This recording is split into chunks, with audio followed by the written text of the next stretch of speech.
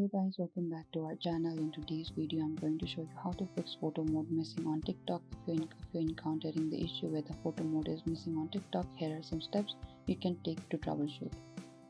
First is you need to update TikTok. Go to the Play Store and in the top there's search icon. Select the search icon and look out for the TikTok app, and make sure you have the latest version of the TikTok app installed on your device. New features and fixes are often included in app updates.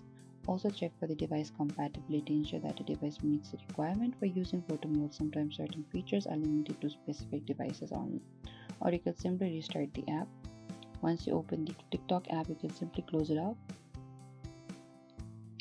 and you can reopen it. Sometimes restarting the app can resolve temporary glitches or issues. And if none of the above steps work, you can simply try uninstalling the TikTok and reinstall back again. This can sometimes fix more persistent issue within the app. And if the problem still persists, you can reach out to the TikTok support team for further assistance. They may be able to provide more specific guidance based on your devices and account. And this is it. Thank you for watching this video. I hope I could help you. Do not forget to like, subscribe, and hit the bell notifications icon for more upcoming uploads.